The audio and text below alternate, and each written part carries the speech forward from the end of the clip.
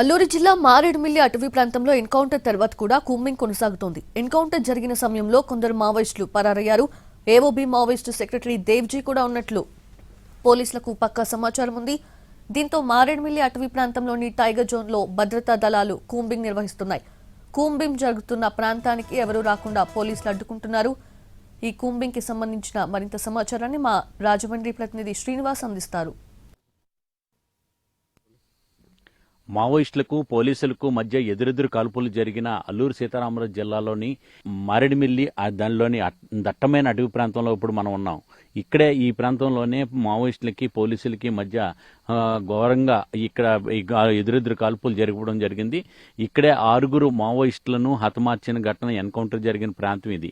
అయితే ఇంకా ఇప్పటికీ కూడా ఇక్కడ కూంబింగ్ కొనసాగుతుంది. హిడ్మా అని చెప్పి మావోయిస్టు అగ్రనేత అతను ఛత్తీస్గఢ్లోని సుకుమా ప్రాంతానికి చెందిన అగ్రనేత అతన్ని కూడా ఇక్కడ ఉన్నాడనే సమాచారాన్ని తెలుసుకున్న పోలీసులు గత 2 రోజుల నుంచి కూడా మాపు కాసి ఇక్కడ వాళ్ళకి వచ్చిన ఇంటెలిజెన్స్ అందించిన సమాచారం మేరకు ఇక్కడ ఉండి 2 రోజుల పాటు కూంబింగ్ నిర్వహించి అతన్ని ఎదురకంగా హిడ్మాతో పాటు అతని భార్య రాజక్కను కూడా ఇక్కడే హతమార్చిన సంఘటన ఇక్కడ జరిగింది. పోలీసులు ఆయుధాలు పేలుడు పదార్థాలను కూడా ఇక్కడ స్వాధీనం చేసుకోవడం జరిగింది.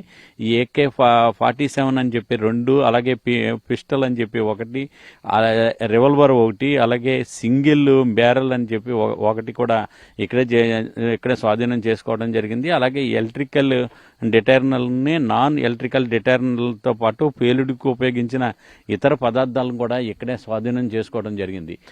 ఛత్తీస్గఢ్ ప్రాంతంలోని కొన్ని కార్యకలాపాలు జరగడంతో అక్కడ తరచూ అక్కడ మావోయిస్టులను పట్టుకోవడం, లేకపోతే మావోయిస్టులను ఎన్కౌంటర్ చేయడం, అక్కడ పెద్ద సంఖ్యలో అక్కడ హతమార్చిన సంఘటనలు జరిగిన నేపథ్యంలో ఇక్కడ ఈ అటవీ ప్రాంతంలో ఎప్పుడు ఎటువంటి సంఘటన జరుగుతుంది, ఏ విధమైన ఇక్కడ అన్ని వినవలసి వస్తుందని చెప్పి వాళ్ళందరూ కూడా భయంతో బిక్కుబిక్కుమంటూ కూడా ఇక్కడ గిరిజనులకు బిక్కుబిక్కుమంటూ గడపవలసిన పరిస్థితి ఉన్నది.